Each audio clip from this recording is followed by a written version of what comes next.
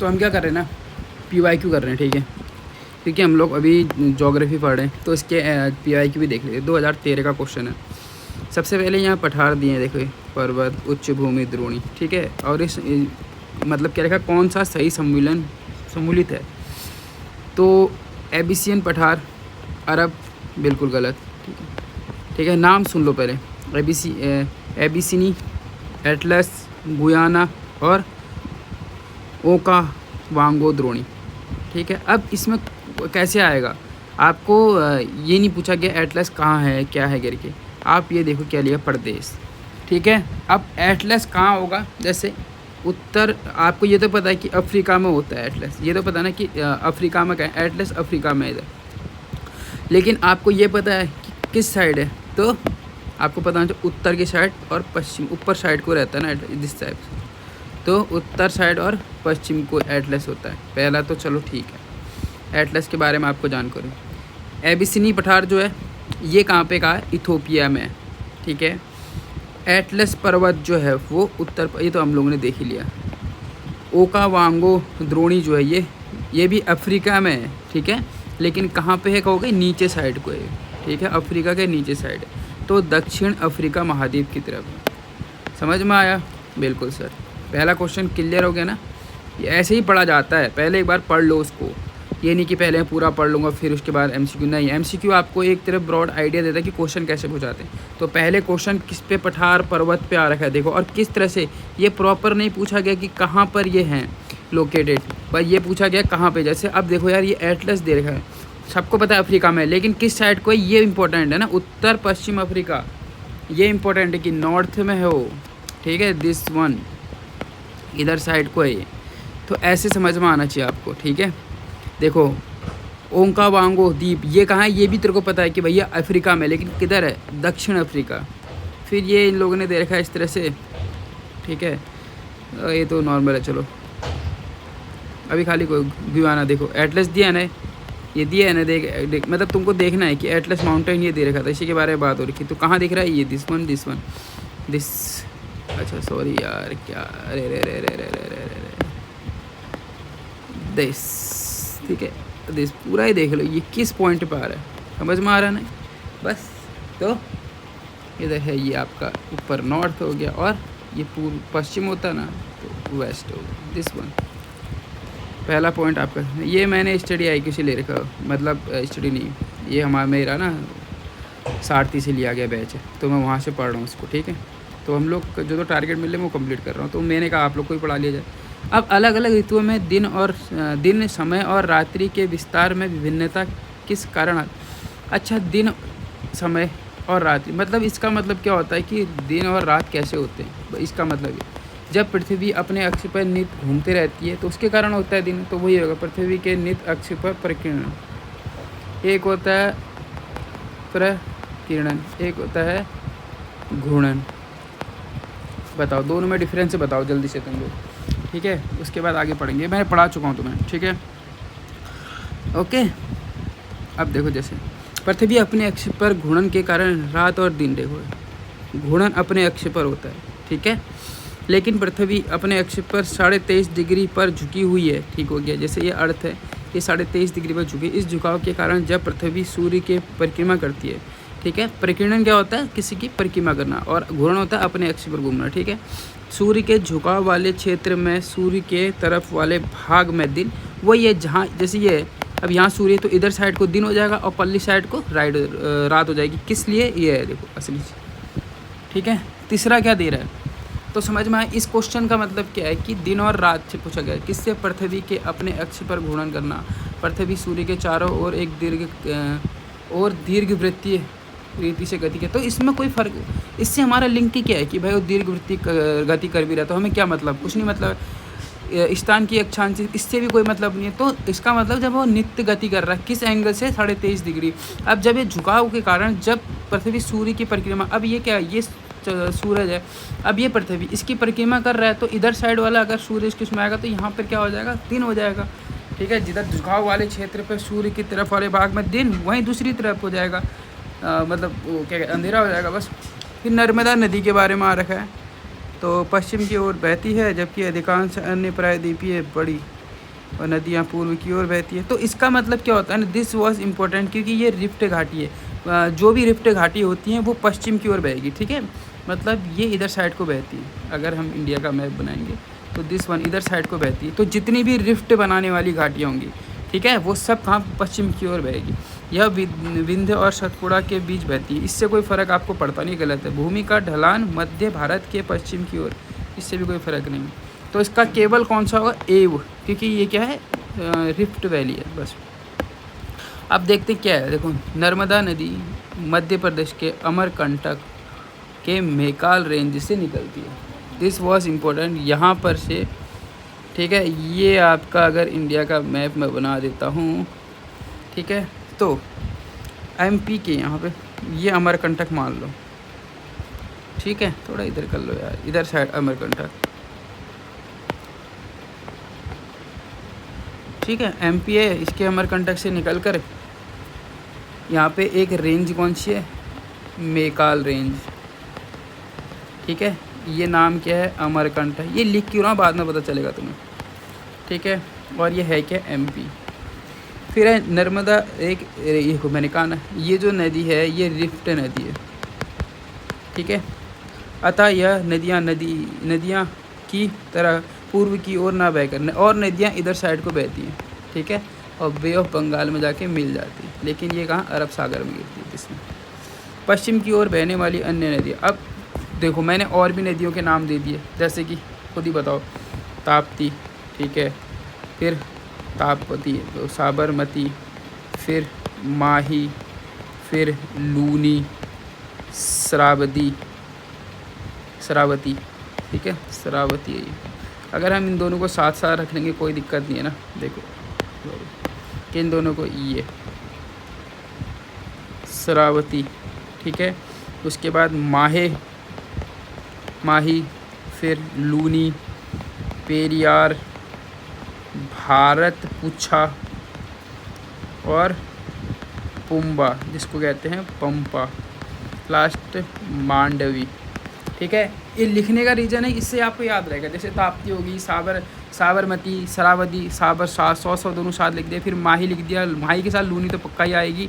फिर पेरियार नदी और भारत पूछा, ठीक है, भारत पूछा और पुम्बा, ठीक है। फिर क्या लिखा है, पुम्बा हो गया, जो जिसे कहते हैं पंबा, और मांडवी, दिस वॉज इम्पोर्टेंट। कैसे यार, ताप्ती, ठीक है, ताप्ती नदी, साबरमती, शरावती, फिर अगर मैंने कहा लूनी के साथ माही पक्का ही आती है, पेरियार के साथ भारत पूछा, ठीक है, और पुम्बा, और जिसको मांडवी कहते हैं। नर्मदा नदी विंध्य और सतपुड़ा के मध्य बहती है, ठीक है, ये लिखा है देखो, विंध्य और सतपुड़ा के मध्य बहती है, सही है ये, ठीक है। लेकिन वहाँ पूछा गया है बहती है, लेकिन अधिकांश प्रायद्वीपीय बड़ी नदियाँ पूर्व की ओर क्यों बहती है, ऐसा क्यों है, इससे कोई मतलब नहीं। वो उसने कहा, ये तो सीधे कह रखा है कि भाई नर्मदा इन दोनों के बीच बहती है। तो नर्मदा जो है ये नदी किस किस के बीच बहती है, तो विंध्य पर्वत और सतपुड़ा पर्वत के बीच में बहती है, बस, ठीक है। इससे कोई मतलब नहीं है कि यार यहाँ पे क्या हो रहा है, क्या सतपुड़ा, दिस वॉज इम्पोर्टेंट बस। लेकिन पश्चिम की ओर भाव के कारण रिफ्ट वैली में बहता है। अच्छा गलत, तीसरा क्या है देखो, इसीलिए गलत है। यहाँ पे मैंने रिफ्ट इम्पोर्टेंट है, वो सही है, लेकिन उसने क्वेश्चन पूछा वहाँ ध्यान दो बस। फिर है गलत क्यों, क्योंकि ढलान, फिर लिखा है भूमि का ढलान मध्य भारत से पश्चिम की ओर है। अच्छा, क्योंकि ढलान मध्य भारत से पश्चिम की ओर ना होकर दक्षिण पूर्व की ओर होता है, प्रायद्वीपीय पठार। तो क्या है यहाँ पे साउथ और ईस्ट की बात चल रहा है, यहाँ पे पश्चिम की ओर नहीं होता। तो भूमि का जो ढलान है, ये जो ढलना होता है, ये कह रखा है उसने पश्चिम की। यार इससे क्या मतलब है, भूमि का ढलान पश्चिम की ओर थोड़ा ना होगा। अगर भूमि का ढलान पश्चिम की ओर होगा भी तो उससे क्या फ़ायदा, क्या अगर भूमि अच्छी ढल रही है ये पश्चिम की ओर बजाएगा, नहीं। भूमि का ढलान होता है साउथ और ईस्ट की तरफ। दिस वन इधर नीचे साइड को, यहाँ साइड को जा रही है बस। और दूसरी चीज़ उसने कहा है कि यहाँ पूर्व की तो बात ही नहीं हो रही, पश्चिम की बात ही नहीं हो रही, दूसरा वो ये कह ही नहीं रहा यहाँ पे। तो इस तरह से आपको ध्यान देना पड़ेगा, ठीक है। तो अगर यहाँ बात करें किस नदी के बारे में, नर्मदा नदी के बारे में। नर्मदा नदी के बारे में 2 से 3 पॉइंट आपको याद रखें। सबसे पहले कहाँ से निकलती? अमरकंटक। कहाँ पे स्थित है? मध्य प्रदेश। मध्य प्रदेश में आपको नर्मदा नदी किससे निकलती? मैकाल रेंज से निकलती है। अब इसकी सहायक नदियाँ जैसी और कोई नदियाँ जो है पश्चिम से निकलती, बिल्कुल। साबरमती हो गया, उसके बाद हो गया ताप्ती, साबरमती, शरावती, और मैंने कहा था माही के साथ लूनी आएगा। लूनी के बाद फिर भारती क्या कहते हैं उसको, लूनी आएगा। फिर उसके बाद पेरियार आ जाएगा, भारत पूछा आएगा, पंपा आएगा, और लास्ट मांडवी। पंपा और मांडवी याद कर सकते हो, वो ईजी है। पंपा और मांडवी सिंपल वे में, बस हो गया। अच्छा, तीसरा जो है क्यों गलत है? भूमि का ढलान मध्य भारत से पश्चिम की ओर है, नहीं। अच्छा, किन दोनों पर्वतों के बीच बहती है? विंध्य और सतपुड़ा के मध्य बहने वाली नदी नर्मदा। और इसका जो अगर ढलान की बात करेंगे, और ढलान जो इसमें लिखा गया था पूर्व की ओर नहीं, पश्चिम की ओर ढलान नहीं है इसका, ढलान दक्षिण पूर्व की ओर है, ठीक है। तो ये जो आपका पूरा हो गया, इसमें पूरा समझ में आ गया आपका, ठीक है। This was important. अब पृथ्वी ग्रह अधिकांश अलवण जल, बर्फ, छद्रक और हिमनद के रूप में रखता है। शेष इम्पोर्टेंट क्या है? देखो, पृथ्वी ग्रह जो है अधिकांश अलवण मतलब जो पीने योग्य जल की बात, बर्फ, छद्रक, ठीक है, हिमनद के रूप में रखता है, ठीक हो गया। शेष अलवण जल का मतलब क्या होता है? जो पानी पीने योग्य। अब इनमें से देखो, वायु में आर्द्रता और बादलों के रूप में, बिल्कुल नहीं, इससे हमें मतलब ही नहीं है। अलवण जल झीलों और नदियों में पाया जाता है। चलो, अलवण जल झीलों और नदियों में पाया जाता है भूमिगत जल के रूप में। This was important. इसका आंसर ये है, किसके रूप में पाया जाता है? भूमिगत जल के रूप में पाया जाता है। अब क्यों है देखते हैं। अलवण जल मतलब वो होता है, याद कर, जिसे हम पी सकते हैं। देखो, भूमिगत जल के रूप में हम पाते हैं, क्योंकि अगर यहाँ पे हम बात करें क्या कि अगर यहाँ समझो कि पृथ्वी भूमिगत जल के रूप में क्यों कहा गया? पृथ्वी की पर उपस्थित कुल राशि 93, अगर हम बात करें 93 जो है लवण युक्त है। मेन यहाँ नमक से बनी है, पहला पॉइंट ये। केवल 3%, अब इसमें से केवल 3 जो है प्रतिशत हमारे अलवण मतलब पीने योग्य, ठीक है। दिस वन, ये पूरा अर्थ है। इसमें से भाई मान के चलो, ये जो पूरा है 97 अलवणी है, क्या है?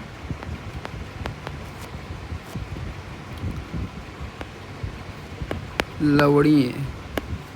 अरे यार, ये लवणी है भाई, और ये 3% ही अलवणीय, ठीक हो गया। अब जिसमें 70% अलवणीय जल बर्फ, अब इसमें से भी जो 3% है, इसमें से भी 70% मान के चलो, ये किस में होता है? बर्फ। अब बर्फ है तो ग्लेशियर। भूमिगत जल का 30%, भूमिगत, अच्छा दिस वन इम्पोर्टेंट, ठीक है, दिस वन। और भूमिगत जल जो है 30%, बस। बाकी सतह नदी और झील, बस। मतलब पहली बात तो टोटल 97% जो लवणीय है, जिसमें से 3% अलवणीय है। उस 3% में 70% जो जल होगा वो बर्फ़ और हिमनद के तौर पे, और जो 30% है वो किस में कहोगे? वो नदी नाले, वो मतलब भूमिगत जल। और अदर जो पड़ा है वो किस में है? सतही जल और के रूप में, ठीक है।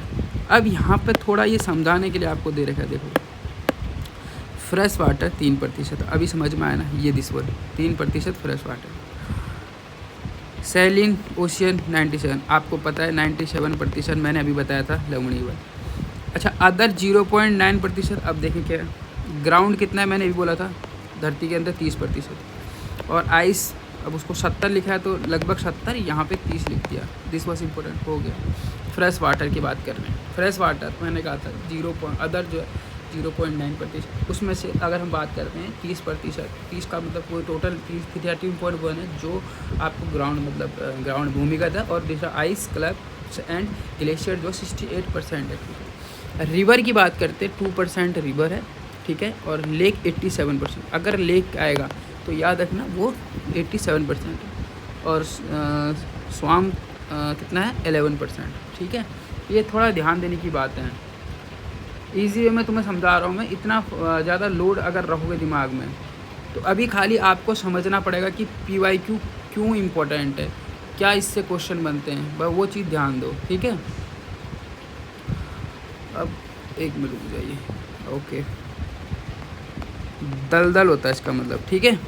अगर मैं इसका निकालूँ कैसे कि रेशियो के हिसाब से सबसे ज़्यादा किसका होगा, देखो आइस, फिर ग्राउंड, ठीक है। रुक जाइए, सबसे पहले लेक, ठीक है, फिर ग्राउंड, फिर आइस, फिर आता आपका दलदल, फिर आता आपका रिवर, ठीक है। This was important. सबसे पहले आता लेक जो झील बनी है, उसके बाद आपके आइस आते हैं, फिर ग्राउंड वाटर आता है, फिर उसके बाद दलदल भूमि, फिर आता है 3%। दिस वॉज अ इम्पोर्टेंट, मैंने बस तुम्हें बता दिया है, वो सोर्स भी लिखा पड़ा है। अब क्या आता है, निम्नलिखित विचार कीजिए, ठीक है। तो ये क्वेश्चन किससे पूछा गया कि पृथ्वी पर अधिकांश अलवणीय जल से पूछा गया, ठीक है। अलवणीय जल तो वायु में आर्द्रता और बादलों के रूप में पाया जाता है, इससे क्या ही मतलब है। अलवणीय जल झीलों और नदियों में पाया जाता है, बिल्कुल पाया जाता है। फिर भूमिगत जल के रूप में और मृदा के आरोप, ये कोई मतलब नहीं है। दिस वॉज इम्पोर्टेंट, भूमिगत जल के रूप में। तो 4 क्वेश्चन आपके कंप्लीट हो गए। अच्छा, उसके बाद क्या लिखा है, निम्नलिखित पर विचार किया।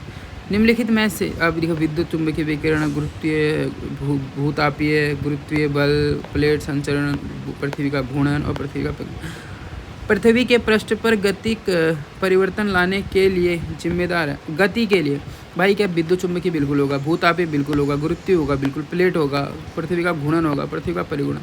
अबे क्यों नहीं होगा, पृथ्वी जब सूर्य के चारों ओर तो तब भी घूमेगा, अपना अक्ष पर घूमेगा तब भी घूमेगा। गुरुत्वीय बल जो जी है, जी के कारण भी प्लेट पृथ्वी का थोड़ा चेंज होता ही रहता है, ठीक है। प्लेट, अब पृथ्वी के अंदर प्लेट संचरण का मतलब क्या होता है, जब पृथ्वी के अंदर क्या होगा, प्लेटें क्या होंगी, वो अपनी ये पृथ्वी है, प्लेटें इधर उधर खिसकती है, तब भी संचरण होगा। भूतापीय ऊष्मा जो गर्मी नीचे से पैदा होती है उसमें के कारण, और चुंबकीय विकिरण आ गया, तो इसका होता है ये सब, ठीक है। अब देखो कैसे इसमें समझा रखा है। विद्युत चुंबकीय विकिरण रेडियो, माइक्रोवेव, अवरक्त, इंफ्रारेड, यूवी परावैंगनिक को सम्मिलित किए हुए। ये जो पूरी विद्युत चुंबकीय विकिरण है, ये रेडियो हो गया, माइक्रोवेव जो अवरक्त है, ठीक है, इंफ्रारेड को, और यूवी परावैंगनिक, इन सबको क्या सम्मिलित किया, ठीक है। रेडियो, माइक्रोवेव, अवरक्त, इंफ्रारेड और यूवी परावैंगनिक विद्युत चुंबकीय तरंगे रेडिएशन से तापमान में बदलाव करता है, जो पृथ्वी चट्टानों के मेटामॉर्फिज्म को प्रभावित करता है, ठीक है। अगर हम बात करें यहाँ पे किसके बारे में बात कर रहे हैं, ठीक है,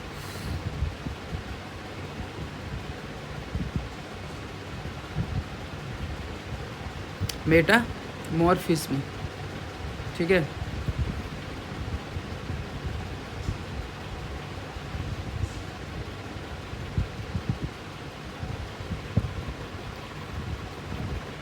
ओके,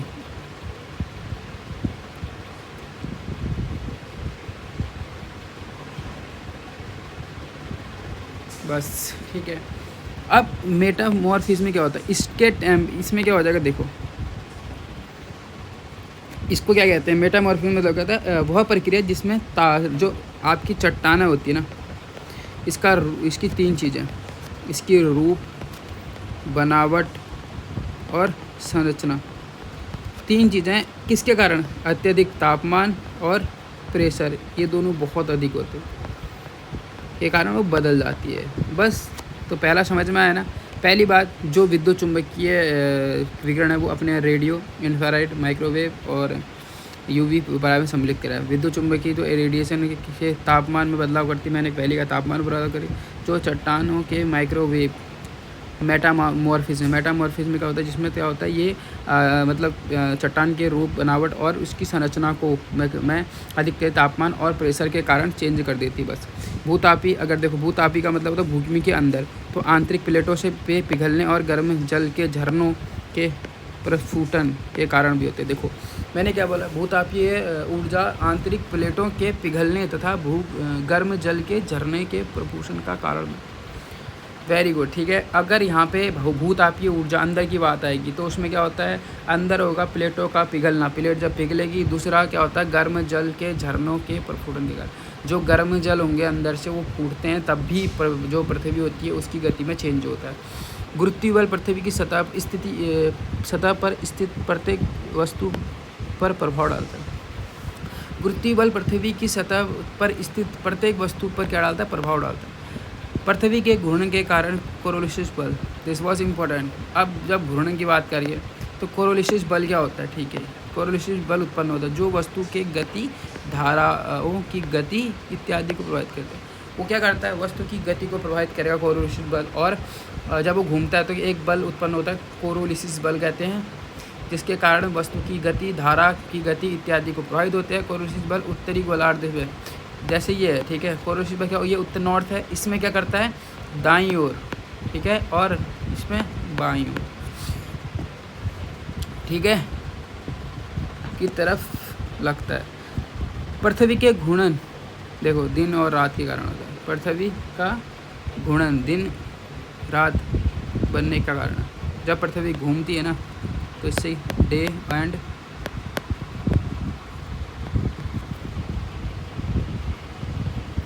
इससे क्या होता है? जब पृथ्वी घूमती है तो डे एंड नाइट होता है। दिस वॉज इम्पोर्टेंट बात।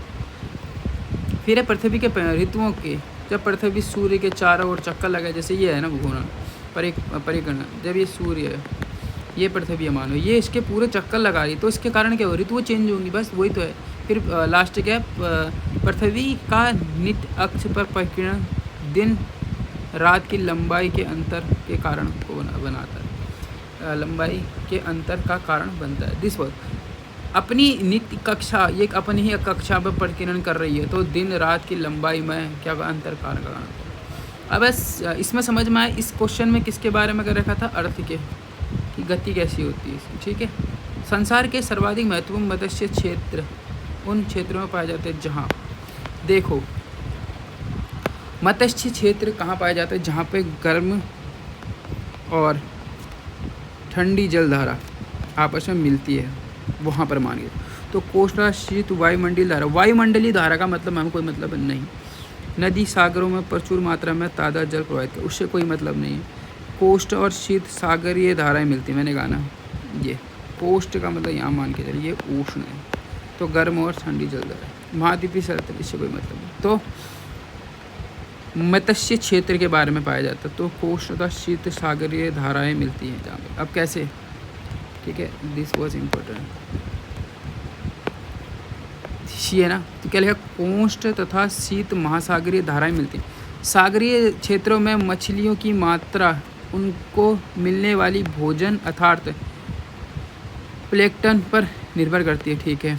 जहाँ गर्म और ठंडी जलधारा मिलती है वहाँ ऐसी अनुकूल परिस्थितियाँ उत्पन्न जिससे पोषक तत्व सतह पर आ जाते हैं।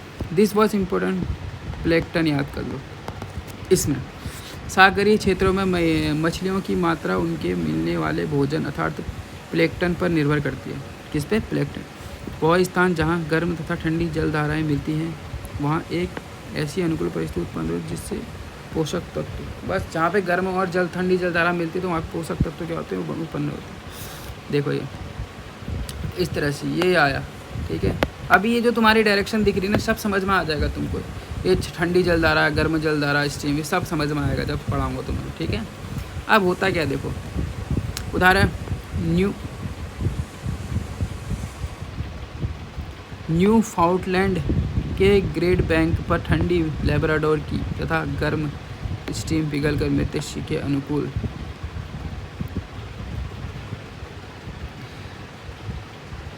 यहाँ पर होता है यार। जैसे यहाँ पर देखो, जहाँ ठंडी और गर्म जलधारा दोनों मिल रही हो, जैसे ये हो गया एक, ठीक है। जैसे ये देखो यहाँ पे मिल नहीं रही है, अलग अलग जा रही है। दिस वॉज अ पॉइंट, यहाँ पे होगा। जैसे इस पॉइंट पे हो सकता है क्योंकि यहाँ पे गर्म और ठंडी जलधारा मिल रही है, तो इस तरह से न्यू फाकलैंड के ग्रेट बैंक पर ठंडी लेब्राडोर धारा और गर्म गल्फ स्ट्रीम मिलकर मत्स्य की अनुकूल। जापान के तट में कुरोशिमा गर्म जलधारा और ओशियान धारा ठंडी, ठीक है। इसका एक एग्जाम्पल आप जापान में देख लो। जापान में कोरोशियो, कोई पूछ सकता है कोरोशियो कैसी धारा है, तो गर्म जलधारा। और दूसरा CO, OHCO कैसी धारा है, ये ठंडी। बस दिस वॉज इम्पोर्टेंट। तो सीधी बात है, ज़्यादा ध्यान के चक्कर में ज़्यादा कन्फ्यूजन मत करना। कुरोशियो जो जलधारा, जापान में 2 जलधारा मिलती है, कुरोशिया और ओयाशियो जो ठंडी है, दोनों मिलती तो ये। अब लिखा है निम्नलिखित में से कौन सी विषुवतीय वनों की अद्वितीय विशेषता है। विषुवतीय वनों की अद्वितीय विशेषता, ठीक है। अब देखते हैं क्या है, ठीक है। अब विषुवतीय वन क्या होते हैं भाई, सीधी बात है, ये इस क्षेत्र में है, गर्म क्षेत्र होगा, मतलब नॉर्मल उष्ण होगा, हल्का फुल्का गर्म भी रहता है, ठीक है। विषुवतीय ऊंचे घने वृक्षों को विद्यमान जिन्हें किरीट निरंतर विद्यमान रहते हैं। किरीट, एक बार इसमें क्वेश्चन को देख लेते हैं।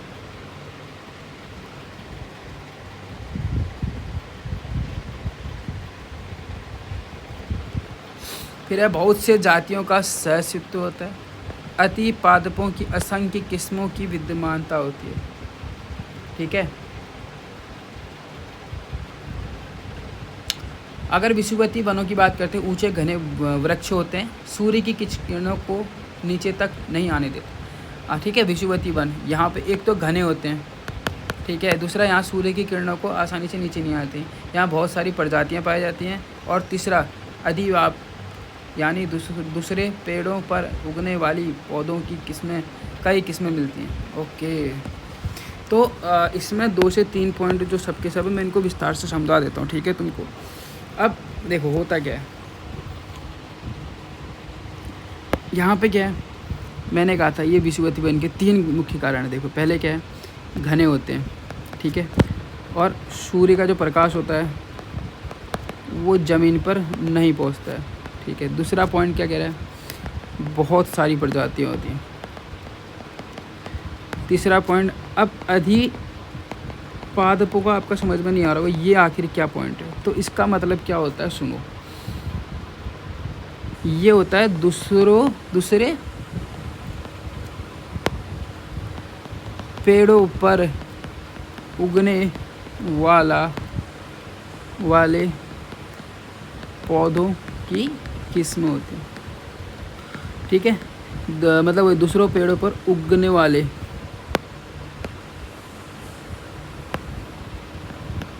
बस। अब ये सब इसके पॉइंट होते हैं, ठीक है।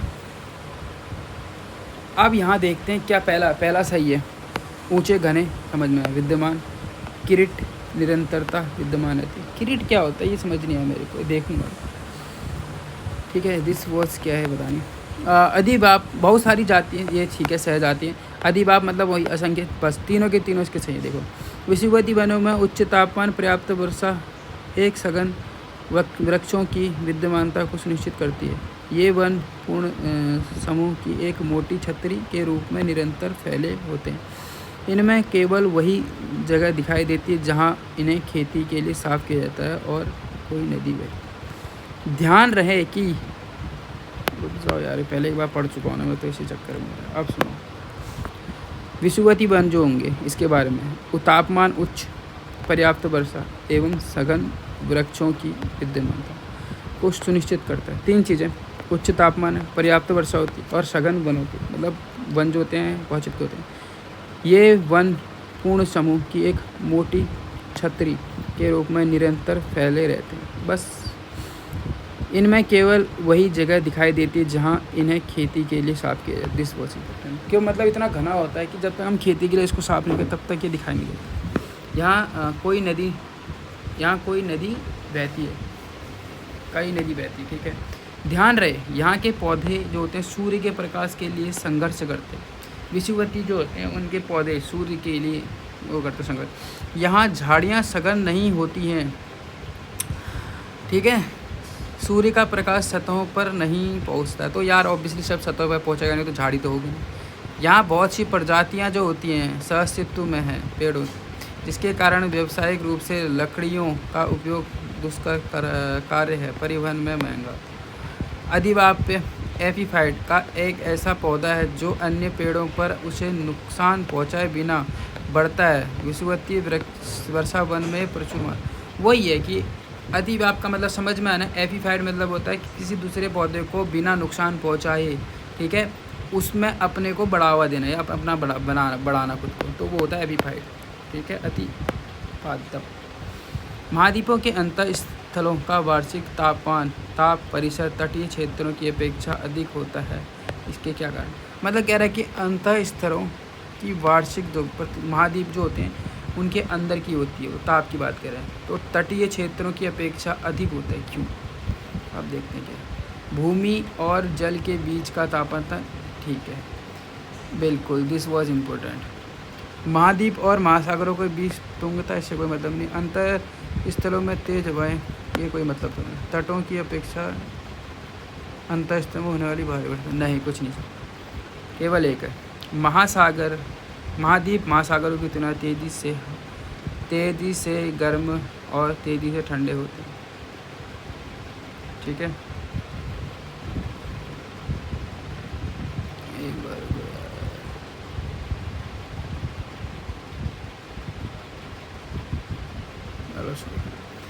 ठीक है, महाद्वीप महासागरों की तुलना में तेज़ी से गर्म और ठंडे होते हैं, ठीक है। ठीक है, महाद्वीप जो होते हैं वो महासागरों की तुलना में तेज़ी से गर्म, क्यों? इसीलिए महासागरों की तापांतर महाद्वीपों की तुलना में कम हो जाता है, दिस वॉज इम्पोर्टेंट। जो महाद्वीप होते हैं वो महासागरों की तुलना में तेज़ी से गर्म और ठंडे होते हैं, तेज़ी से गर्म और ठंडे होते हैं। एक बार रुक जाइए।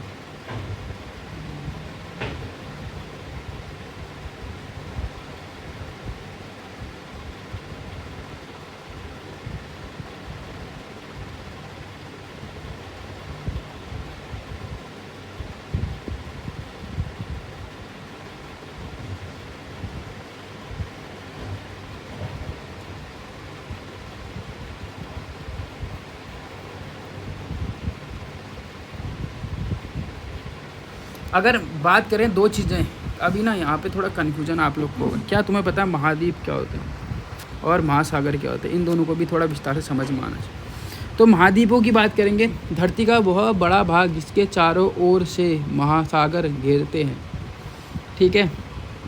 मतलब यहाँ पे मैं लिख दे रहा हूँ, ये धरती है, इसका बड़ा भाग जिसे चारों भूभाग जिसे चारों ओर से महासागर, मतलब जहाँ पानी पानी घेरते हैं, मतलब द्वीप से समझ जाओ, ठीक है। और महासागर क्या होता है? धरती पर फैला बहुत बड़ा खारे पानी का भाग, ये क्या है? खारे पानी का भाग, मतलब वही पूरा पानी पानी पानी पानी में, ठीक है। ये दोनों में अंतर तुम्हें समझा दिया मैंने, ठीक है। जैसे प्रशांत महासागर, ये ठीक है, यह भूमि का भाग है या जल का भाग है? दिस वॉज, ये भूमि का भाग है, ठीक है। यहाँ लोग रहते हैं, ये 7 हैं, इसका एशिया उदाहरण है, ठीक है। ये क्या है? ये जल का भाग, यहाँ समुद्री जीव रहते हैं, 5 महासागर हैं और हिंद महासागर, ठीक है। महासागर मतलब पानी, ये द्वीप। अब देखते हैं क्या है। महाद्वीप जो होता है महासागरों की तुलना में तेज़ी से गर्म और ठंडी, तेज़ी क्यों होता है? क्योंकि ये स्थल मान लो है ना, ये जल है। अब समझ में आ रहा है क्यों ठंडा और जल्दी गर्म होता है? तो स्थल के हिसाब से मान लो, इसीलिए महासागरों का तापांतर महाद्वीपों की तुलना में कम होता है, इसीलिए क्योंकि इसका तापांतर क्या होता है? कम होता है, क्योंकि बहुत बड़ा विशाल महासागर है, तो कितना ही तपकेगा, नीचे से ठंडा हो जाता है। इसीलिए तटीय क्षेत्र महासागरीय समुद्रवर्ती प्रभाव के कारण कम तापांतर। अब समझ में आया, समुद्रवर्ती होने का उदाहरण के लिए भारत जल, फिर क्या लिखा है उसके बाद, रुक जाओ, फिर लिखा है क्या? जल की विशिष्ट ताप क्षमता भूमि की तुलना में अधिक होती है, दिस वन। जल की अधिक होती है क्षमता भूमि की, क्या? विशिष्ट ताप क्षमता जो होती है। अब विशिष्ट ताप क्षमता ये भी देख लेते हैं, ये क्या होता है ना। एक बार रुकिए,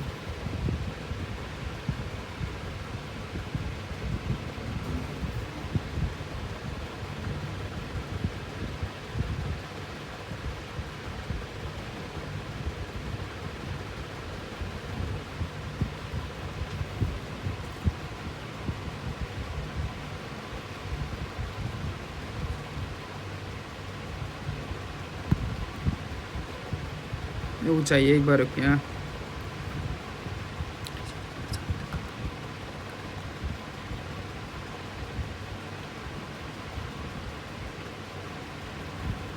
एक बार रुक जाइए यार।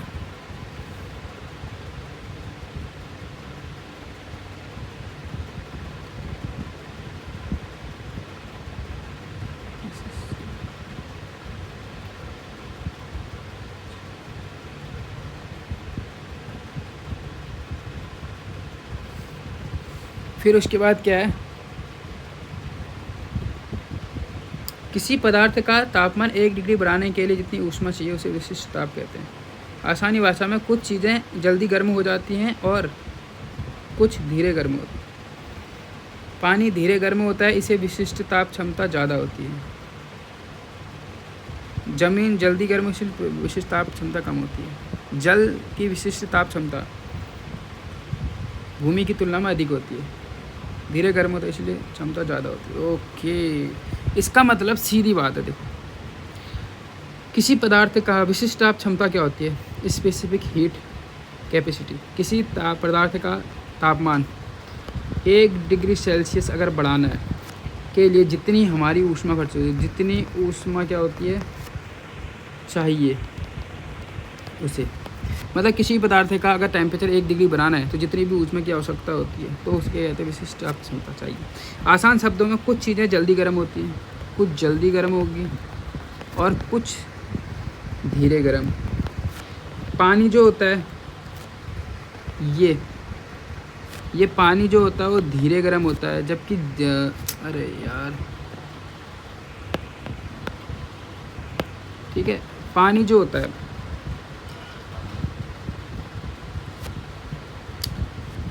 ठीक है, पानी जो होता है वो क्या होता है? धीरे। ठीक है, पानी जो होगा वो कैसा होता है? पानी आपका धीरे होता है, जबकि अबे और जो धरती होती है मतलब भूमि, नॉर्मल बात है, एक पानी रखो और एक रखो ज़मीन, ठीक है, तो ज़्यादा जल्दी गर्म कौन होगा बताओ? पानी होगा, जल्दी धरती होगी। तो वही कह रहा है, जल की विशिष्ट क्षमता अधिक होती है क्योंकि ये लेट गर्म होता है, इसलिए भूमि की तुलना में अधिक होती है। बस यूपीएससी ने 2023 में संबंधित प्रश्न समझ में आ गया ना। विशिष्ट ऊष्मा किसकी ज़्यादा होगी? जो भूमि की ज़्यादा होगी, क्योंकि वो क्या होती है, लेट गर्म नहीं, जल की होती है क्योंकि वो धीरे धीरे गर्म होगा। तो वही है, विशिष्ट क्षमता जितनी ज़्यादा होगी उतना लेट गर्म होगा। तो ये तो समझा रहा हो, ठीक है। अगर उसके बाद बात करें किसमें, ठीक है, तुंगता एक वार्षिक तापांतर पर कोई प्रभाव नहीं डालता है, ठीक है। अब यहाँ पे एक और शब्द देखते हैं हम लोग,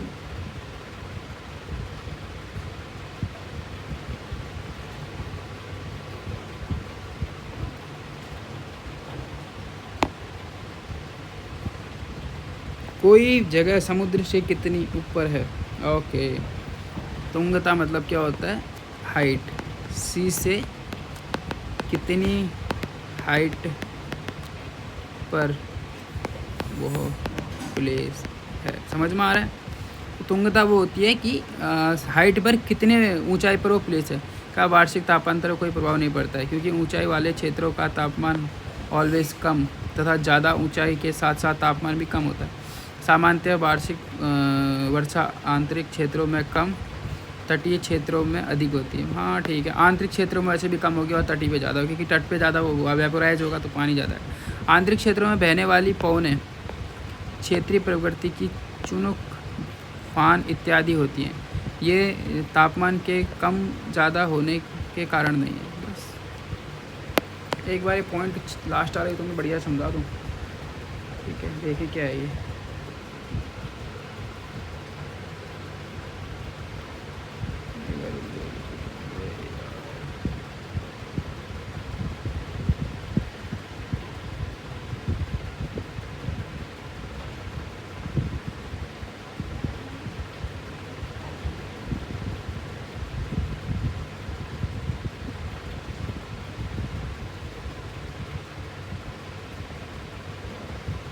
हो गया, छोड़िए अभी, ठीक है।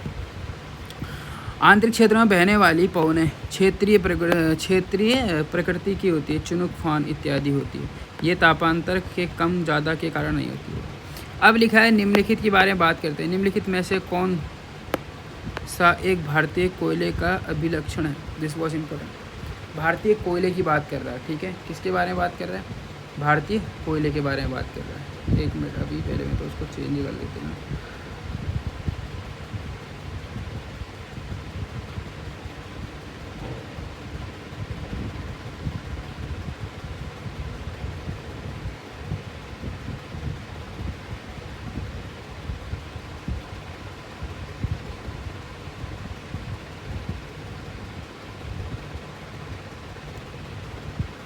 निम्नलिखित में से कौन सा एक भारतीय कोयले के अभी लक्षण है? उच्च भस्म, निम्न सल्फर अंश और निम्न भस्म संलग्न तापमान। देखें क्या है, पहले है कोयला भस्म होगा और सल्फर, दोनों चीज़ें मिलती। निम्न भस्म संलग्न तापमान, ये तो नहीं दिखता मेरे को। देखें इसका है, चलो आंसर क्या है इसका? 1 और 2 केवल। अब देखते यहाँ पे समझाएगा, ये समझ में आ गया। भारत में कोयला जो प्रायद्वीपीय भारत में गोंडवाना लगभग 98% तक है भाई साहब। भारत में कोयला जो है प्रायद्वीपीय भारत के गोंडवाना में कितना 98%। तो याद रखना कहाँ पे, एक तो प्रायद्वीपीय भारत में कितना है कि जो गोंडवाना है उस क्षेत्र में हमारा 98% कोयला, ठीक है। आयरन के कारण मिट्टी का रंग लाल होता है, ठीक है। लेकिन उसके बाद रुक जाइए, कहाँ पहुँच गए, ठीक है। 98% तक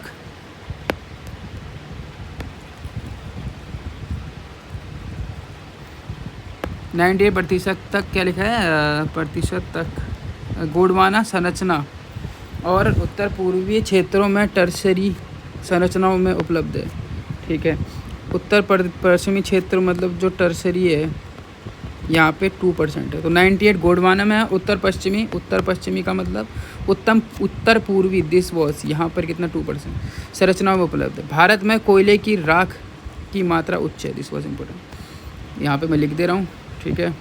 राख की मात्रा उच्च है, सल्फर की मात्रा निम्न है। सल्फर की मात्रा निम्न, यहाँ पे क्या लिखा है? सल्फर निम्न सल्फर, ठीक है, समझ में आया। हर लाइन को समझो कि सल्फर मात्रा में कम है और उच्च क्या है? राख। लेकिन सल्फर की मात्रा निम्न है। भारत के पर्याप्त कोयला भंडार है, भारत के पास पर्याप्त कोयला भंडार, लेकिन भारत के पास अच्छी गुणवत्ता वाले कुकिंग कोयले का अभाव, दिस वॉज। तो अभाव किसका है?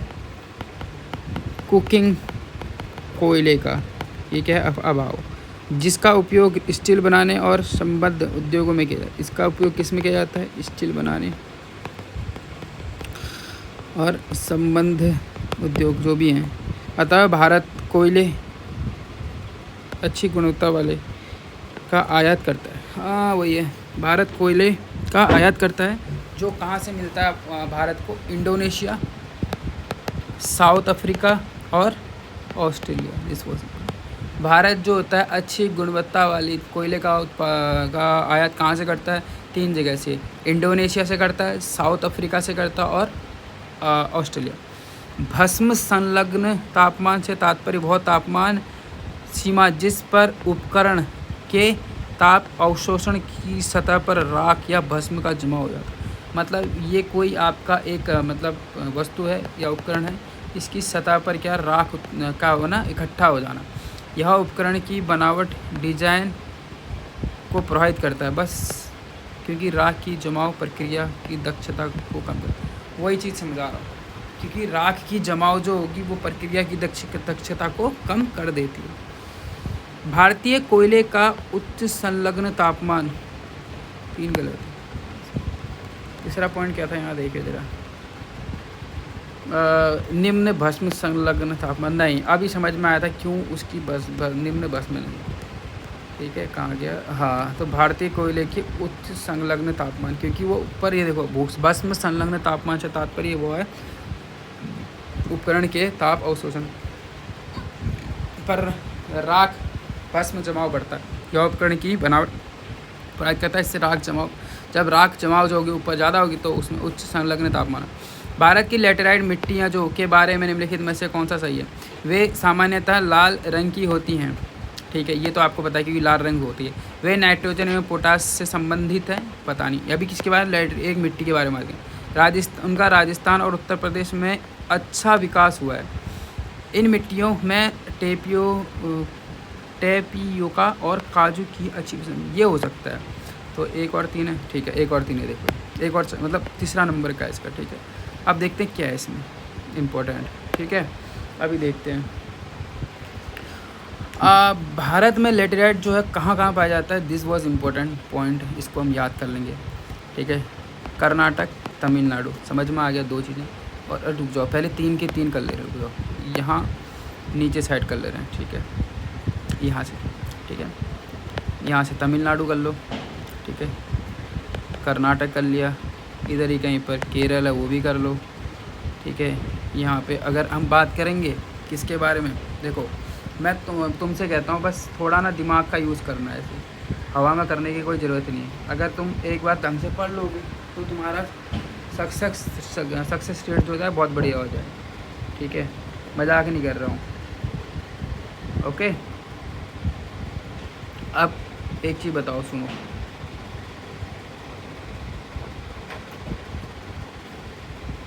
एक मिनट रुक जाइए, एक मिनट। अरे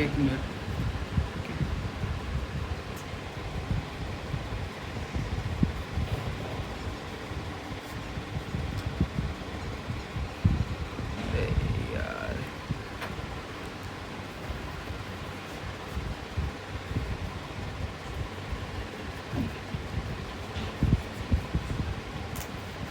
ठीक है, 1 मिनट रुक जाइए। अभी जैसे लेटराइट मिट्टी कर्नाटक, तमिलनाडु, ठीक है। अब सबसे पहले हम लोग नीचे वाले में, ठीक है, नीचे अगर करेंगे तो स्टार्ट करते हैं, ठीक है। चलो सबसे पहले इसमें क्या है, 3 से 4-5 देखते हैं क्या क्या। कर्नाटक है, केरल है, तमिलनाडु, ये 3 नीचे के हो गए। आंध्र प्रदेश है, असम है और उड़ीसा है। दिस वॉज इम्पोर्टेंट, ठीक है।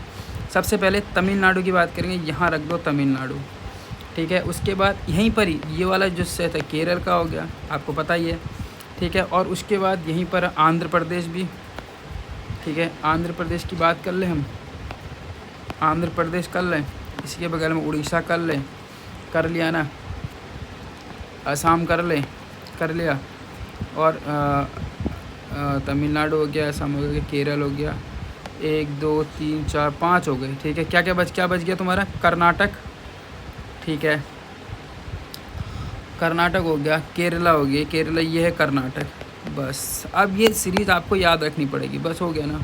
कैसे याद कर सकते हो, देखो कर्नाटक, केरला यहाँ हो गया, यहाँ पे तमिलनाडु, आंध्र प्रदेश, उड़ीसा और ये असम। तो ये 5 जगह पर क्या है कहो कोयला की मतलब भारत की लेटेराइट मिट्टी है। तो कौन कौन सा है, केरला, कर्नाटका, ठीक है, तमिलनाडु, आंध्र प्रदेश, उड़ीसा और असम, ठीक है। ये सब चीज़ें हो गई। अब उसके बाद क्या बात कर रहा है, देखो ये तो इस राज्यों में पहाड़ी में पाया जाता है। आगे देखते हैं अब क्या कह रहा है। लेटेराइट मिट्टी का निर्माण मानसून जलवायु की विशिष्ट परिस्थिति में होता है। दिस वॉज इम्पोर्टेंट, जलवायु की विशिष्ट परिस्थिति में होता है। इसके लिए अधिक वर्षा तथा अधिक तापमान की दशाएं उपयुक्त हैं। अगर हम बात करें इनके लिए तो यहाँ पे देखो अधिक वर्षा होगी नहीं होगी, यहाँ पे टेम्परेचर क्या होगा भाई, यहाँ ये केरल है तो यहाँ पे क्या हो, अधिक वर्षा की तटी है तो तट पे वैसे ज़्यादा वर्षा होती है, और अधिक वर्षा होगी तो अधिक तापमान की दशा होगी। लेटेराइट मिट्टी में आयरन ऑक्साइड तथा पोटास की प्रचुर मात्रा होती है, नाइट्रोजन नहीं।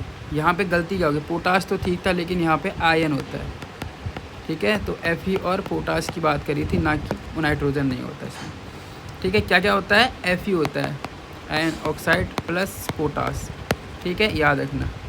रंग लाल होता है, लेकिन इसमें कार्बनिक पदार्थ नाइट्रोजन, फास्फोरस और कैल्शियम की कमी होती है। कार्बनिक पदार्थ इसमें क्या होता है, रंग लाल होता है लेकिन इसमें कार्बनिक जो पदार्थ होता है जैसे नाइट्रोजन, फास्फोरस, फास्फेट, नाइट्रोजन और फास्फेट, ठीक है, नाइट्रोजन हो गया, फास्फेट हो गया और कैल्शियम, इन सब की क्या होती है, इसमें कमी होती है, ठीक हो गया। देश में कुल क्षेत्रफल का 3.7 बस 3.7% है। कुछ विशिष्ट परिस्थितियों जैसे सूखने पर ईंटों की तरह कठोर हो जाता है, ओके। और एक कठोर हो जाता है अगर मतलब सूखने पर। फसलें लेटेराइट मिट्टी वाले क्षेत्रों में काजू बादाम, ओ भाई साहब यहाँ पर कौन कौन काजू की असली फसल होती है, ठीक है वही कह रहा हूँ। काजू, कॉफ़ी, नारियल, चावल, दिस काजू होगा, कॉफ़ी भी हो सकता, नारियल और तट पे इसलिए चावल बढ़िया होगा। पानी, चावल क्यों बढ़िया होगा, क्योंकि पानी, चावल के लिए क्या चाहिए, पानी की आवश्यकता ज़्यादा होती है। और रागी, ठीक है। लेटेराइट अम्लीय प्रकार की वर्षा होती है, ठीक है, तो अम्लीय प्रकृति होती है। This was important. आज का यहाँ पे ख़त्म हो गया है। अब करते हैं कल बात, ठीक है। वीडियो अच्छी लगे तो वीडियो को लाइक और चैनल सब्सक्राइब कर देना। Bye bye.